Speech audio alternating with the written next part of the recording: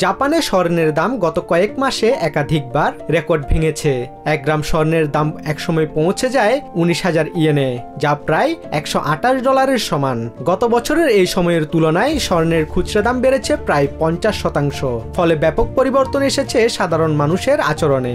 স্থানীয় এক স্বর্ণের দোকানের ম্যানেজার ফুমিসুকে কাওয়া জানান, স্বর্ণের দাম ক্রমান্বয়ে বাড়তে থাকায় ক্রেতার চেয়ে বিক্রেতার সংখ্যা বেড়েছে।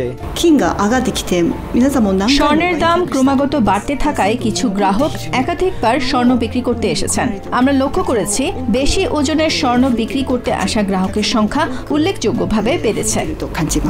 স্বর্ণ বিক্রি করতে আসা গ্রাহকদের সংখ্যা গত বছরের চেয়ে বেড়েছে প্রায় 20%। অনেকেই অতীতে না কিনে আফসোস করছেন, আবার কেউ কেউ ভাবছেন এখনই না কিনলে দাম আরো বেড়ে গিয়ে নাগালের বাইরে চলে যেতে পারে। বিশেষজ্ঞদের মতে সামনে দাম আরও বাড়তে পারে। এর পেছনে রয়েছে দুটি বড় কারণ: মুদ্রাস্ফীতি এবং ইয়েনের দুর্বলতা। এই প্রেক্ষাপটে অনেকেই ঝুঁকছেন গোল্ড, ইটিএফ বা স্বর্ণভিত্তিক বিনিয়োগে। ডাইইচি লাইফ রিসার্চ ইনস্টিটিউটের চিফ ইকোনমিস্ট হিদেও কুমানো বলেন, দেশীয় পণ্যে আস্থা কমে যাওয়ায় বিনিয়োগকারীরা এখন স্বর্ণের দিকে ঝুঁকছেন। বর্তমানে ইয়েন দুর্বল অবস্থানে রয়েছে। জাপানের স্থানীয় আর্থিক পণ্যে বিনিয়োগের তুলনায় বৈচিত্র্য আনার জন্য বিভিন্ন বিদেশি পণ্য বেছে নিচ্ছেন বিনিয়োগকারীরা। এই প্রেক্ষাপটে অধিকাংশ মানুষ এখন আমেরিকান ডলারের পাশাপাশি মনোযোগ দিচ্ছেন স্বর্ণের দিকে।